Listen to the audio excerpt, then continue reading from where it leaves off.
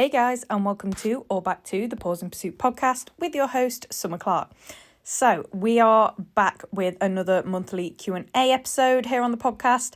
I feel like I haven't done one of these properly in a good few months. I think the last just normal monthly Q&A I did was June, because July was the... Oh no, I think I did July. I did the July one at the start of July, that was it. And then the August one wasn't really an August one, it was just an EO Q&A. And debriefing one. I was like, well, there's no point doing an August Q&A episode and then an EO Q&A episode, you know, because all I really did during that month was EO. So I was like, I'll just do an EO one. And then after that, it was obviously the AWC one. So I feel like I just haven't done a normal one for a while. Like I said, July, I'm pretty sure it was. So here we are with the November Q&A for this year. I have 15 questions that you guys asked over on my story the other day. So thank you all for asking those questions. And I'm going to dive straight into them today. Like I said, if you don't get your questions answered, because I could literally sit here all day answering so many questions. If you don't get your question answered, then my DMs are always open, as you know, as I say at the end of pretty much every single of my episodes. So if you don't get it answered and you want an answer, just message me and I'll talk to you privately and answer it there. So without any more, waffling, because I do like to waffle, let's get straight into the questions. So question number 1, what are the best supplements for agility? So supplement-wise, I give Arrow Better Life's Pharmaquin Joint Complete HA. That is a joint supplement. It obviously is self-explanatory. It's a joint supplement, so it keeps his joints healthy and in good condition and strong, which is great for any dog, but especially for an agility dog like Arrow, who is super active and, doing all the jumping, weaving, landing, all the things, okay? So that is what Arrow has, so I recommend that.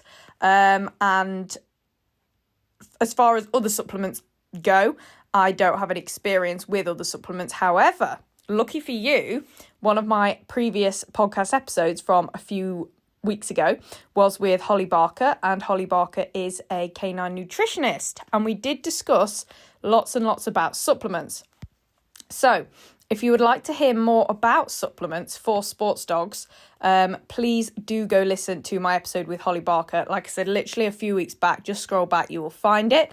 I really recommend that. There's no point me repeating myself and Holly in this episode when there's that there for you to listen to. So, number 2, I love this question. Jodie says, how's Ethel? Tell her Bramble says hi. Ethel says hi back, Bramble. Ethel is fine. She's great. She's retired, as you all know. She is, what is she now? She's 11 now, which is terrifying. It's weird. I still think of her as like I don't know. I just don't think of her as my old dog. Like, I just don't think of her as an old dog, and yet she is actually getting on like she's 11. She's way past double digits now, which is crazy. But yeah, she's living her best life, honestly. She is literally the laziest living creature I have ever come across in my entire life. It is ridiculous. You literally take her for a walk and you'll get 30 seconds into the walk, she'll dig her heels in. She just hates moving. She hates exercise, and I just don't know why, because she was always so active. Obviously, she did agility. She was on GB team for juniors, stuff like that, and she was a feisty little thing, always bezzing about. But she's just so lazy now. She's so lazy, but she loves it. She loves being lazy, and she loves being retired, spends most of her day sleeping, and occasionally walking down the pub with us. So that's pretty much her life, and she loves it. She's having a great time. And often I just look at her and I'm like jealous. I'm like, oh my God, your life is just chill. But anyway, yeah, Ethel's great. Thank you for asking. Question 3. If you could have any breed of dog, what would be your top choice? If I could have any breed of dog, well, I know it sounds kind of stupid, but I kind of can have any breed of dog. Like, obviously, a few of you probably know next year is probably going to be puppy year, I'm hoping, because Arrow is 6 now. And I just think it's about time. Again, as you all probably know about me, I am a bit of a one dog kind of gal as far as like having a working dog at one time, or like having a dog that I'm training up at one time. I am lazy and I can't multitask, so I do not want more than one dog to train up at once. I feel like Arrow, I've trained him up now, if that makes sense. It's just maintenance. So I'm ready to take on a puppy. I'm ready for a new challenge, start from scratch, do it all over again. So next year, I'm hoping is puppy year. And it is going to be another working Cocker Spaniel because honestly, and right now in this moment, if I could have any breed of dog, it literally would be another Spaniel because I'm obsessed with Arrow completely. Like, I'm just obsessed with him. He's just the best in every way. He's weird and he's been hard work, but he's just such a glorious little soul. I just love him to pieces. I just can't even explain it. And he has got me hooked on Spaniels, which I think I'm probably a little bit delusional and insane for saying that, but he really has. So yeah, I'm going to say Spaniel, but that's what I was going to say. If I could have any breed of dog, it'd still be a Spaniel because I can have any breed of dog. Like next year's puppy year, if I really wanted a different breed of dog, I could have that. Like, or I could wait for a litter to come up for that, or I could look into that and research that and stuff like that. Do you know what I mean? So I kind of, yeah, I wouldn't choose any other breed at the moment. I really wouldn't. Obviously, if I really wanted like a Great Dane or a Mallee or anything huge and like crazy big, I probably couldn't because I don't think my parents would love that. I still live with my parents. And also my house isn't that big. I say my house. My parents' house that I live in isn't that big. But so I probably couldn't, but I don't want, I'm not a big dog person anyway. I fear I just can't imagine myself with a big dog. So that wouldn't be my choice anyway. But yeah, it's going to have to just stick with a Spaniel. I know you were probably hoping for a bit more of a different, exciting answer to that, but it's going to have to stick with my Spaniels. Question number 4. Why do you promote shaping over luring when teaching new behaviours? This is an easy one. So shaping is essentially letting the dog figure out what it's supposed to do. You can use little prompts, but no, you're not getting your hand with food in it, putting that food on your dog's nose and physically taking it, through the behaviour that you want it to do to then give it its treat. Because in my opinion, and I did do a canine behaviour degree, so I do know this to an extent, that doesn't teach the dog anything because all they're doing is following the food. They do anything. They're not thinking about what they've just done. They're just following the food. Like no thought process is happening there in the same way as shaping. Not saying no thought process, but not in comparison to shaping. They're just following, as in luring, following the treat. And in shaping, they are actually having to work it out themselves. Okay, so during shaping, I imagine the dog's little cogs turning in its brain. It's actually thinking, right, what do I need to do right now to earn the food that my owner is holding? Okay, and yes, I know I said you can prompt them. Prompting and luring are different. Prompting is maybe, what way your body is facing, or if you look a certain way, or, slight movements with your body. Stuff like that. You're not, like I said, putting food on the dog's nose with your hand and taking it through their behaviour that way. And yeah, with shaping, it can be quite, I don't want to say boring because I don't find it boring, but I think some people can find it boring because you have to be super, super patient and wait it out. Like you have to wait the dog out to figure it out and then reward. So there's a lot of kind of waiting for that to happen involved in shaping. But basically, you're rewarding the dog for tiny little increments that get closer and closer to the end behaviour. Okay? So, for example, mat training. You'll have your dog on one side of you and you'll sit right in front of, really close to the running contact mat. And when you first put it down, your dog is probably going to be quite curious. Like, what is this? And they'll walk towards it and maybe sniff it or put one paw on it. That's when you click and reward or say yes and reward, mark and reward, basically. And your dog thinks, oh, I just interacted with that mat and got a treat for it. Let's try that again. This time it might go and put 2 front feet on it. Then you're going to treat that. And then it might go and walk fully onto it. And then you give it a jackpot reward because it's like, wow, that's exactly it. Do you see where I'm going? And then the dog is learning, okay, I seem to get food when I do this. And then they keep offering more of that until they get to the desired behaviour, which is walking over it fully, if that makes sense. So that is why I promote shaping over luring, because in my opinion, and what I've learned in my degree and from research and stuff like that is that a lot more goes on in a dog's head as far as the learning process goes when you let them figure it out for themselves. And I also think it's just so much more rewarding as a trainer as well, because you're watching that happen. To me, there's just nothing to luring that's, it's just not for me. And yeah, shaping, I think and as well with agility, you want a dog with an independent brain and the ability to think independently for a multitude of reasons. Agility dogs need to be able to do behaviours independently. So starting that process young, starting with shaping and getting your dog used to thinking for itself, I think also helps as far as that goes as well for an agility dog's future. Question number 5. I haven't had a puppy in almost 8 years and I'm afraid I won't remember what to do with them in terms of agility foundations. What do I do? Me, to be honest, and I'm joking. I do remember, mostly, I think. I haven't really thought about it yet, but anyway. This is very similar to my situation it's been 6 years for me, and I'll be getting a puppy and having to start from the very beginning, the very beginning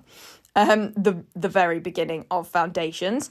I think, don't overthink it. I think if you've gone through that process at least once, when you get that puppy, it will come back to you. You will just remember it, because I know what you mean in the sense of you've had a dog that can just do these behaviours for like so long, to the point where it just feels normal for your dog to know those behaviours now. So yeah, teaching them from scratch, you have to rethink all the things that you did to get there, if that makes sense. And that is tougher when it's a very long time ago. What do I do? So the first thing I'd say to do, if you're feeling like this, is, and again, this is a no-brainer to me, is when you get a puppy, just enroll on some courses, or at least a course, okay, with a handler or a trainer or a competitor. Well, yeah, a trainer then, an agility instructor that offers these online courses. Do an online course for puppy foundations and you're sorted. Like, you don't need to remember, you don't need to worry you're doing it wrong. It's just there in front of you. Often you can get feedback from it as well, so you know you're doing it all right. And yeah, that is just what I would do, and I will be doing. I am an agility instructor myself, yes, but I'm still going to enroll on an online course with a more experienced agility trainer than me, because I'm still new to teaching and I still have a lot less experience in agility than a lot of people that are offering courses and training. I've only had a couple of successful dogs, whereas some people have had tens of, loads. And yeah, so no matter who you are, I think you will benefit from enrolling in a course for puppy foundations with a teacher that you admire and that you think is fab, and that you love their dogs and how their dogs are and stuff like that. So that is what I would suggest, but I wouldn't panic, because it will all come back to you. You will soon remember everything once you're back in it, if that makes sense. But exciting times, very exciting times. Number 6, I'm using the channel method to teach the weaves, and my dog pops out halfway as soon as I start to close them. What am I doing wrong? Okay, interesting. So with the channel method, you need to be closing the weaves so incrementally. Okay, so with each session, you literally want to barely be closing them. So it's barely noticeable to your dog. By what you've said in this question, it just makes me think that you're closing them too soon. I think you're closing them too far too soon and not gradually enough. Hence the dog goes, this is completely new. What is this? I haven't seen this before. Again, halfway suggests that your dog has some understanding, because it can get halfway. It could get to pulse 6 fine, and then it pops out. Okay, so it's, again, you've just rushed, I think by the sounds of it, you just rushed it slightly too much. I'd say that's what you're doing wrong, if anything. And again, easy to do. Don't feel bad, we've all been there, and it's good to test our dog's limits, test their understanding every now and again. But if your dog keeps failing, then you need to go back a step or two.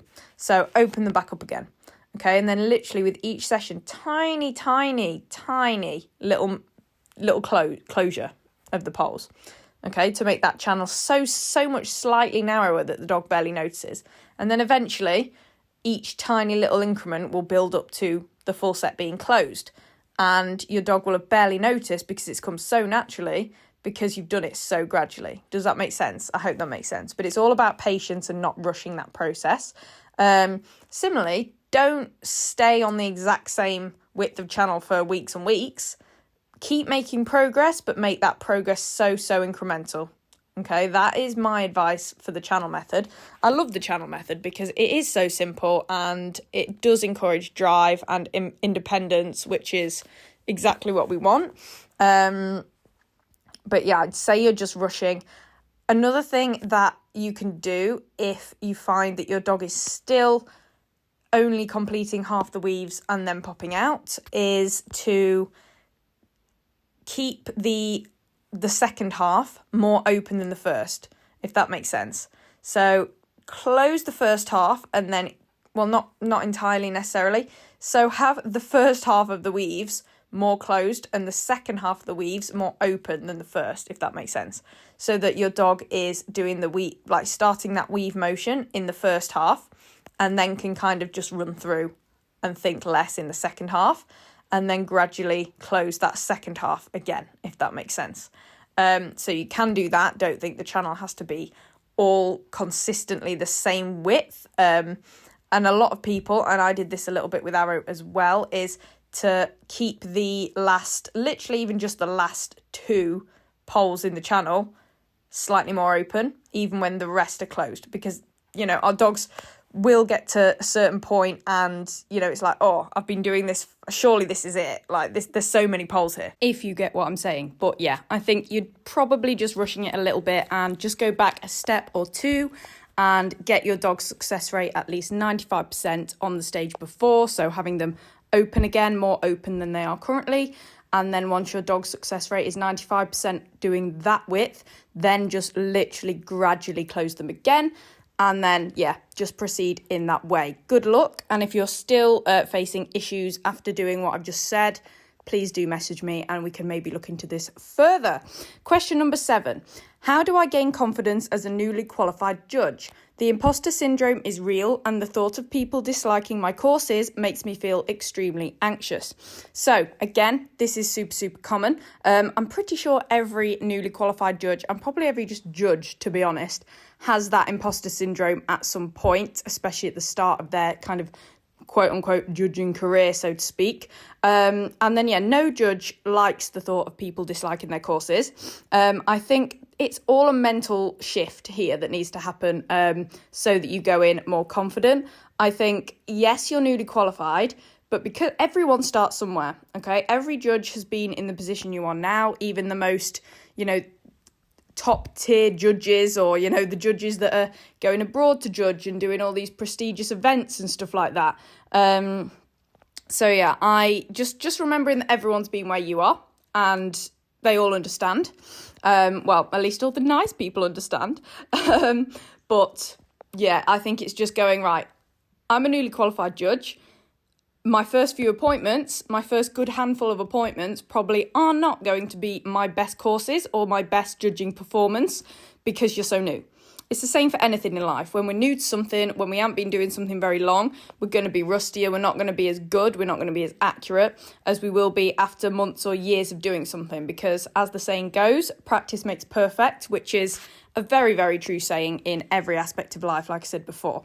So it's just thinking, right, these first few judging appointments that I'm doing are a learning experience. Obviously, I'm going to try my best.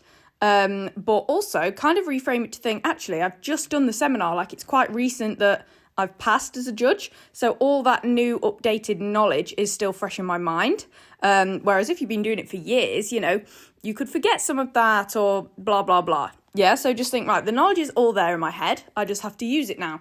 And my first few appointments are going to be about learning, learning about course design and what your style is and learning about, taking the course from the map to the floor kind of thing, which is a skill in itself. And I find that the trickiest for some reason.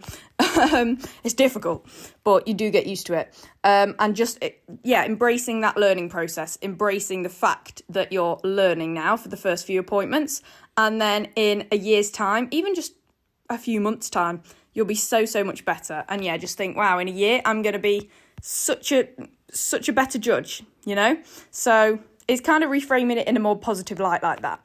The part about people disliking my courses, right? Again, with everything in life, you're never going to please everyone. It's impossible, so stop trying to. I've had many people say either to me or behind my back that my courses are too tricky. But that is probably about 15% of people, and the other 85% of people absolutely love my courses and give me amazing feedback. Okay, so you cannot physically have a style that pleases everyone. Okay, if my courses weren't as tricky, if they were easier, some people would be saying they were too easy, wouldn't they? Like, it is literally impossible to please such a large group of people as in agility. Like, there's so many people in agility, it's a huge community, you cannot make them all happy. And I always say, you know, if someone comes up to you and tells you that their thoughts about your course and it's more negative, the fact that they've come up to tell you that in person probably means that they're trying to be constructive and give that constructive criticism, and take that as a positive. Say, thank you, I appreciate your feedback, and I will take that on, you know, when designing courses in the future and at future appointments. Okay, so that is a positive. Okay, you need that constructive criticism because, again, when you're newly qualified, you're never going to be perfect straight away, or ever really. There isn't such thing as perfection. Again, judges are all human, and every handler and dog is different, and different course styles suit them. Okay, so you're never going to please absolutely everyone, but you shouldn't have to. You don't have to. No one does. Okay, so it's just remembering that. That should help ease that anxiety a little bit, I'd say. And, you know, design courses that you enjoy designing and that you love and that are your style. And the people that love them will love them. And then there'll be a few people that it doesn't suit. But that's fine. Okay, that's how it is for every single judge. Okay, literally every single judge. AWC, some of the courses. Not everyone loved all of the courses at AWC, and those judges are so experienced, and they're judging at the World Champs. You know, that's the peak of their judging career, probably, and what all judges aspire to reach. And they still have people that their courses didn't suit. If that doesn't prove that you can't make everyone happy, then I don't know what does. Okay, and the other thing to do is reach out to other judges that have been doing it a bit longer than you. You can have a judging mentor. So, you know, reach out to a judge, again, a much more experienced judge than you, and ask them if they'd like to be your mentor, whether that's just sending them your course designs and them giving you feedback, or whether that's them actually coming to your judging appointments and being there in person to help you, you know, lay it out, etc. Reach out to some people that you think are cool, you know, judges that you like and respect and think do good work, and ask them if they would like to do either of those things for you. But yeah, overall, just, you can't please everyone. You just cannot. Question number 8. I don't have access to indoor facilities. It hasn't stopped raining lately, and I'm worried that I'm not getting enough training in. Haven't we all been? Aren't we all there? Especially at this time of year. Are there any agility-related exercises that I can do in my small house? Great question. I think this is about, again, reframing your mindset from I have to be doing the same amount of training as I do in the summer, in the winter, to let's do different things, okay? Maybe let's work on, you know, focus on strength and conditioning. And those exercises, I'm not going to give them because I'm not qualified, but maybe let's focus on strength and conditioning and fitness kind of exercises that you can literally do in your front room. I have an episode with Megan Hunt, Arrows Physio, from probably at least, maybe 2 years ago. Literally when I started the podcast, one of my early episodes, and she speaks a lot about conditioning exercises, strength and stuff like that, things to do. So go listen to that if you'd like some inspo and some ideas. But you can focus the winter on strength and conditioning, which you can do in the house. You can also do some agility, like it's basically going back to foundations, isn't it? So foundations generally require a smaller space than the quote unquote sexy stuff in agility, like course running and, you know, pieces of equipment and stuff. So contacts wise, if you have a 2-on 2-off, you can practice your nose target in the house. You can practice your rear foot target. Then you can combine them and do rear foot target onto an object and then nose target, you know, and that's your end of contact behavior. So even if you have running, A-frame and dog walk, you could do that for the seesaw. And then if you have stopped everything, then there you go, happy days. So you can practice those two behaviours in the house and then put them together and use, obviously, the cue that you use at the end of your contacts. Running contacts, if you have running contacts, you can do mat work literally in your front room. You don't even have to have a lot of space. Your dog doesn't necessarily have to be running off it. Anything's better than nothing. So you can do your mat work in the front room or, you know, in a small space indoors. And then jump-wise, you can do wing wrap. You can practice wing wraps. So all you have to do is find an object that is not even remotely like a wing, just something that your dog can wrap around, okay? Again, common sense, be sensible with it. Obviously, safety first. Make sure it's a safe object with no spiky bits or anything like that, and it's of suitable size. But really, your dog can wrap around anything. I'm sat in my living room right now. I'm looking at a little, I don't even know what it is. It's like a footstool thing. You've probably seen me use it in my indoor videos before. It's like a little, just like a little tiny stool thing. And I've used that before to get Arrow to wrap around it. So be creative and you can practice your wing wrap. So really, you know, shaping that wing wrap and then giving them the treat super tight to that object and using your wing wrap cue. So foundation exercises like that. Okay, so there are just a few examples, but if you think about the behaviours that your dog has on course, there are quite a few that you can replicate indoors in a small space. And it's mainly by going back to the foundations of that exercise, okay, and that behaviour. So I think it's more about, just changing your mindset in the winter to, right, now we focus on different things. And again, a lot of people have a winter break anyway, okay, and our dogs do need a break. We need a break physically and mentally. So just take it chill in the winter, you know.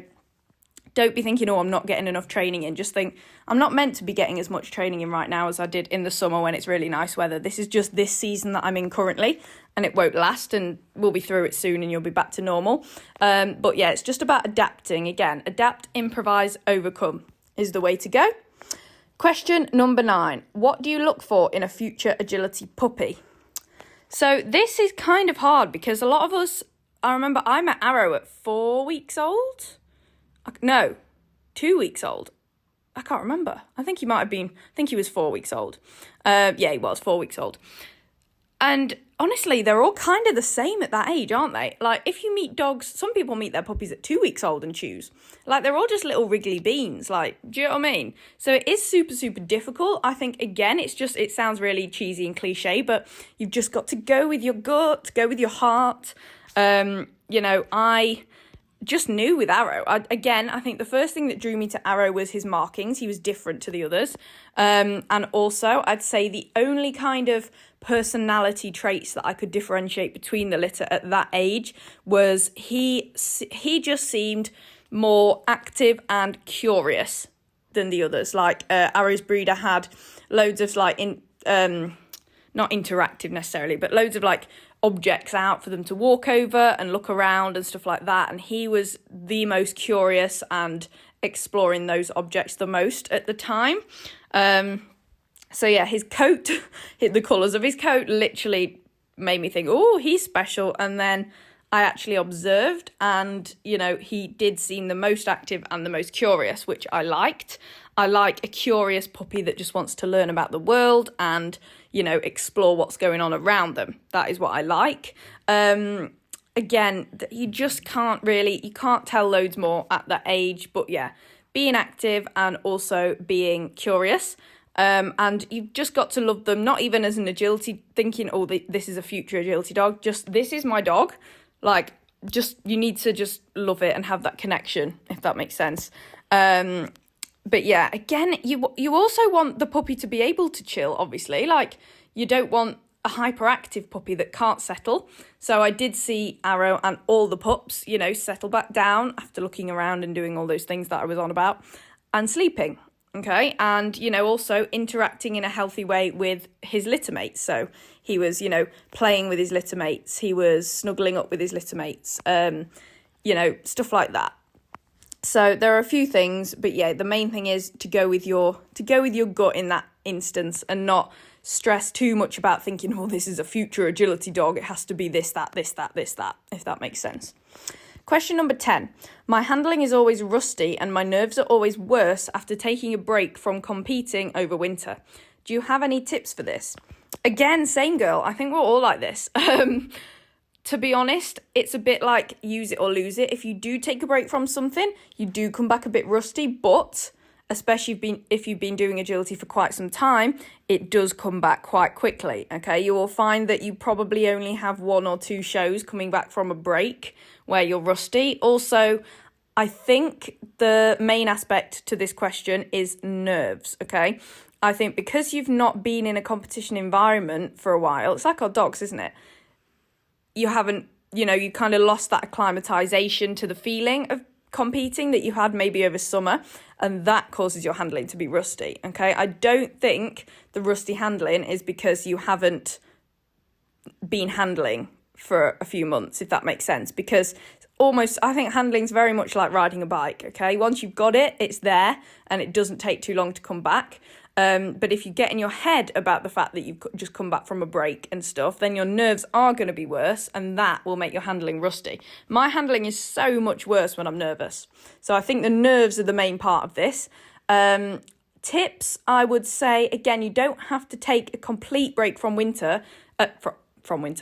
competing from agility, over winter. If you want to have a break from competing, you can still do a bits of training, so you're still handling, if that makes sense. You're still getting the handling practice, you're still gelling with your dog, working on your partnership, and that will in itself help your nerves when you go to a competition, because at least you've done agility recently, okay? So you can still do little bits if you want to over winter, obviously. Competing wise, again, you could just do like 1 competition a month or 1 competition every 2 months over winter, just to keep you in it, if that makes sense. And not let, because if taking the break from competing is what's giving you the nerves, that's what's making your handling rusty, maybe do 1 competition a month or 1 competition every 2 months through the winter. And this will just make you feel more confident, okay, after winter, because it's not like you've not done it for months, okay? Again, it's very individual, but that's what I would say. Again, think about it in the season, when it's the on-season. In the summer, a lot of us have competitions every week, a competition every weekend. So even 1 a month is scaling it down a lot over winter. So it's still giving you and your dog that extra break, as opposed to the summer, okay? So there are ways to stay in it and keep handling and practicing over winter while still giving yourself and your dog a bit of a break, okay? Some people can just have a cold turkey break and come back absolutely fine, but most people, if they have a cold turkey break and do nothing, sounds so funny, cold turkey break, you know what I mean? Do literally nothing and then come back, they will feel a bit rusty, nervous, it's normal, okay? So yeah, just if you feel like you need to, you can. There are ways to keep your hand in it over winter while still dialing it down for yourself and your dog, okay? Question 11, this is deep. What was the lowest point in your agility career and how did you recover from it? Oh, okay, this is very, very deep and emotional, okay. Probably last year when I broke my foot, actually, because that is the only kind of time where in my agility career I thought it might actually be over for good. And I know that was very dramatic, but when something like that happens that you've never experienced before, you kind of sit in it and think, I really can't imagine this ending. I really can't imagine now going back to normal. And it's going to take so long that by the time I'm back, I'll have missed out on this, that, and blah, blah, blah. And I'm quite a drama queen anyway. So, my reaction to that happening was quite dramatic anyway.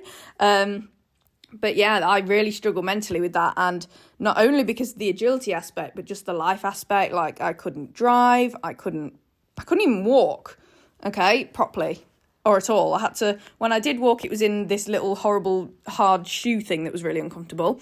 I couldn't leave the house by myself because I couldn't drive and I couldn't go for a walk, obviously. So I was literally stuck in the house. At the time I was working from home. So I was sat in my room all day on my laptop, basically. And that I did struggle mentally with that.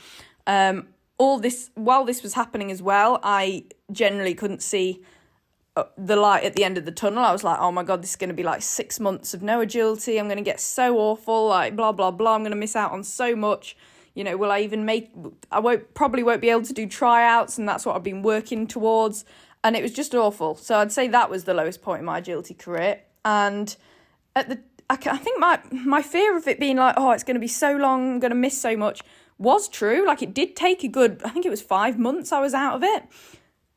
But here I am now, and I've just had the most incredible year in agility ever, getting a bronze medal and competing at EO and AWC. Things that I never ever thought would have happened, especially literally the year after breaking my foot and having that lowest point in my agility career. So I think, how did I recover from it? I just had to keep going. I know it's probably not what you want to hear, but you can't do anything about it. Like, you just have to... I basically put my head down and went all in on rehabbing my foot. Basically, I did everything I was supposed to. I had regular physio appointments, and I really, really tried in my head to go, right, I'm going to come back from this. This is, it's all these little things that I'm doing are going to compile, and I am going to get back from it. And I did in the end, and then went on to have the best year I've had in my agility career. So, if that's not proof that you can come back from awful things that you think are the end of the world and end of your agility career, then I don't know what is. But it was all mental. I just had to completely shift my mentality from, oh bollocks, this is all over, to right, I'm going to recover now. And also not rushing the process. Like, it was so easy. It would have been so easy to rush the process because I was scared of being out of agility, but then I probably would have re-broke my foot. So, it's all just mental, okay? And having a really good support system around you, crucial, okay? So family, friends, having those people around you, hugely crucial, okay? You do not want to go through something that's so mentally challenging on your own. So recovering from it was a lot easier for me having a good support system around me. But yeah, just focus on getting out of that low point and the steps you need to take to get out of it, okay? And just put your head down and do that stuff to get there, okay? Just shift your focus, okay? It's hard, but it's absolutely doable, as proved by myself last year. Question 12. I want to retrain my dog from stop to running contacts, but I don't want to step away from competition. Is this possible? Personally, I have only ever trained arrow running contacts, and this was happening before he even started competing. So I tried to retrain Ethel from a stop to a running, but it did not suit her. And again, that wasn't anything to do with whether or not I was still competing. It just didn't suit her as a dog. And she was like 6, I think. So, she'd been doing stop a very long time. So, again, it's probably case dependent and dog dependent, okay? I would say if you want to have both, so if you want to have a running and a stop, obviously you don't want to get rid of that stop, so you could still keep competing and doing the stop because that's not going to change. And then away from competition, you teach the separate behaviour that is the running. And then once that is fully taught and solid, then you can introduce that into competition as well, because the aim is to have both anyway, if that makes sense. If you want to do a full retrain from stop to running and scrap the stop, realistically, you want to just not do the stop anymore, because the more you do the stop, the more it stays in your dog's head, when the goal is trying to get it out of your dog's head and replace that with a new behaviour, okay? So again, a lot of people choose to do this retraining over winter when there isn't that many competitions, and they just don't compete over winter, and then the running contact is ready for the next season. I think that's a good idea. Most people don't want to retrain during the season because you can't. Yeah, I don't think you can do the same volume of competing as you'd usually do, doing a stop while retraining for a running and trying to get rid of that stop. Again, I don't know. I haven't done it. Okay, but in my opinion, logically, surely, when you're trying to get a behaviour out of your dog's head, repeating it is just going to keep it in your dog's head for longer, okay? And basically make the confusion between the two behaviours worse, okay? I know it shouldn't because it's separate cues, but they're still just dogs, it's still confusing, it's still difficult. The stuff we ask of our dogs is difficult, okay? Sometimes we just have to step back and remember that. Little appreciation comment there. But yeah, what I did was I was training Arrow's running contacts and he started competing, but I just did jumping until his running contacts were there and taught, and then I introduced them to competition. And then it still took a while for them to get good in competition because it's that generalisation. You can perfect something at home, but then you feel like you're almost having to retrain it and go back to basics at a new venue at training. Then same thing from your training venue to a competition, it's the same thing. So it is a complicated process. So I can't say definitely yes or no if it's possible, but I would say it's if anything, if it is possible, it's going to make it a whole lot harder, okay, because it's prolonging the process of your dog unlearning the stop and replacing it with the running, if that makes sense. So I think the easiest and quickest way to retrain would be to just step away from competition entirely and not do any stops with your dog whatsoever until your dog's running contact is ready, and then you could bring that into competition. Okay, that to me would make the most sense and is the most straightforward way of doing it.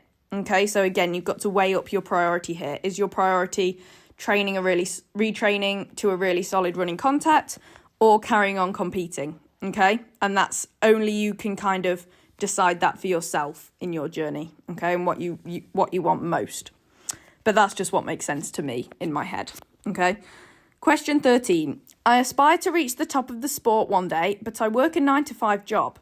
Is this possible in your opinion, or do you have to be self-employed or work in agility?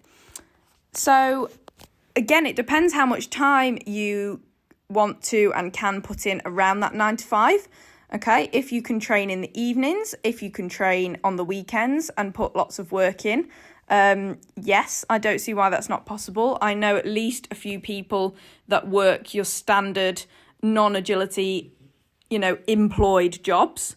Again, not sure of the hours, might not be necessarily 9-to-5, but I think generally employed jobs are that kind of 8-hour day throughout the week.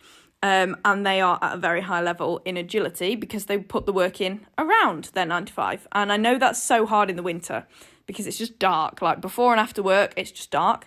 So yeah, that's hard. That is tough, but then you have your weekends, or you usually have your weekends, okay? And again, I literally train Arrow once a week on a Wednesday and then maybe do an extra session. So oh my God, I'm choking on my own saliva. Once or twice a week, I have a training session with Arrow, and he is, trained up now. It's just maintenance. Obviously, I'd be doing more if I got a new dog that I was training up from scratch.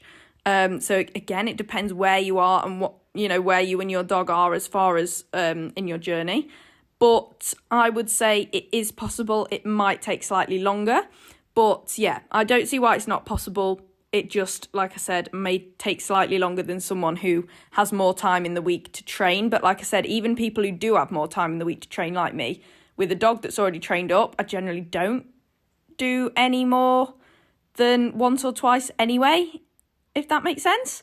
Again, I think people assume that self-employed people or people that work in agility, instructors like myself, are training their dogs every day, but that's not the case. I can say right now that that's not the case.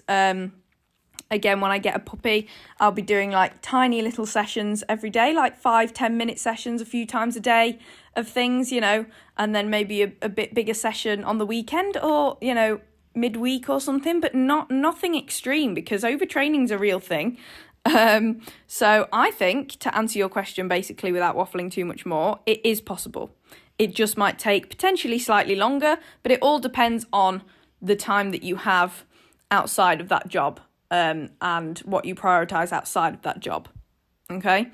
So, yeah, if you want to reach the top of the sport, I think just go for it and see what happens, okay?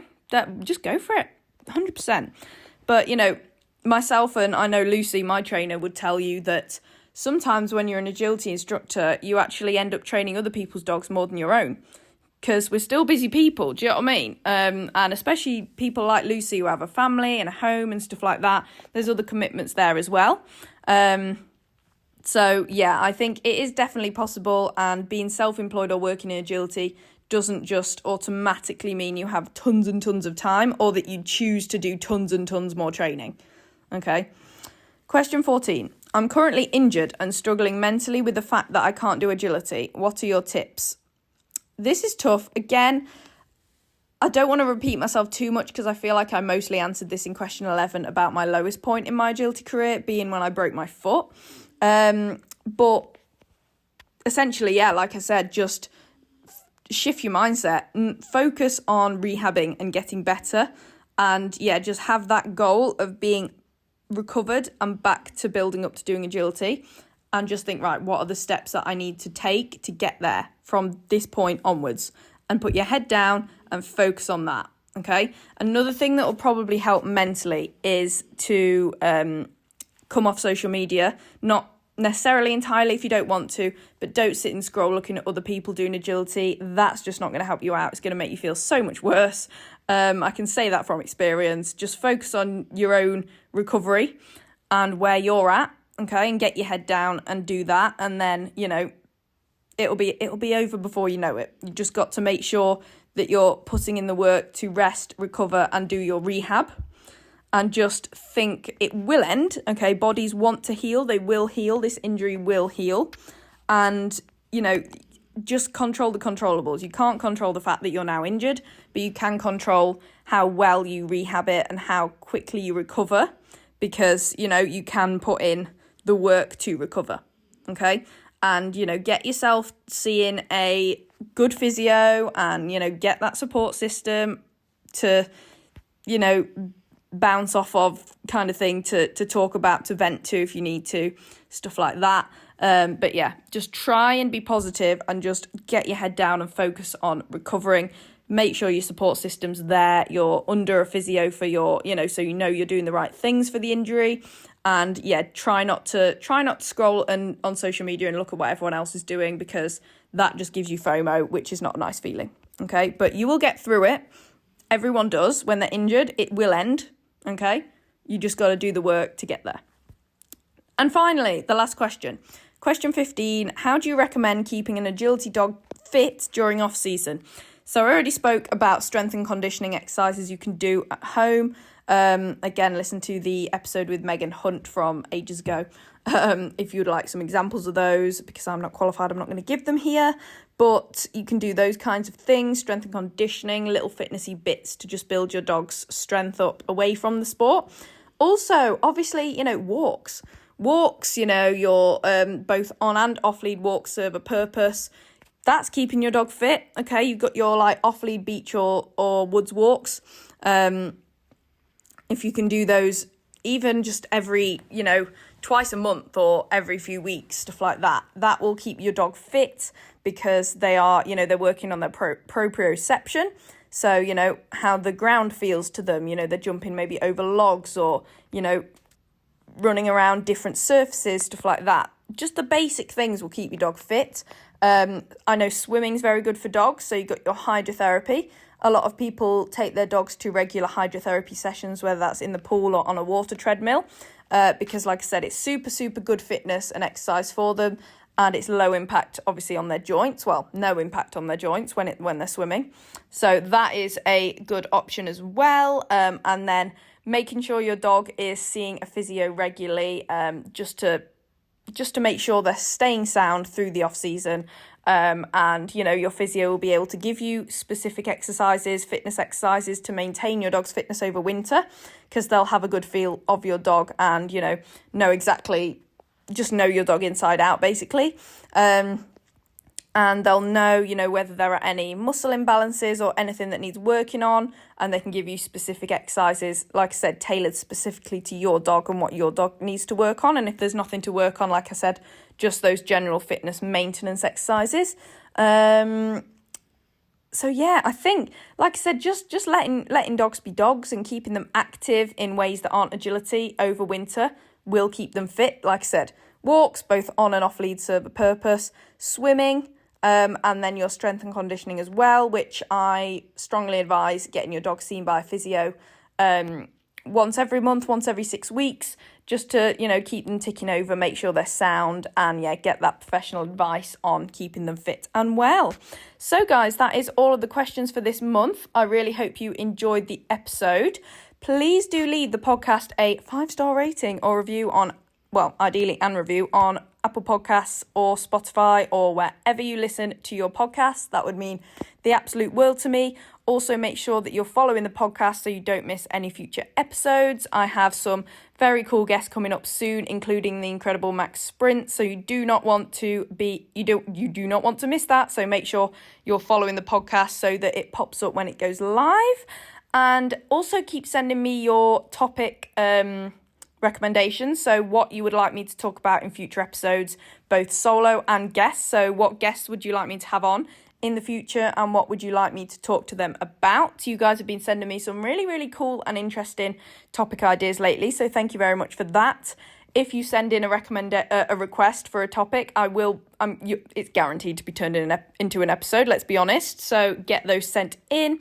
If you didn't get your question answered in this episode, please just send me a DM and we can chat about it on there privately. And if you have any more questions about anything I discussed today or want me to go into any more depth on any of the questions I answered, again, please DM me. You can follow me and DM me on all the social media platforms at Pause in Pursuit, Summer Clark on some things. Again, you're probably all already following me, so you can keep up to date with me over there. And I believe that is it. I also offer in-person agility training.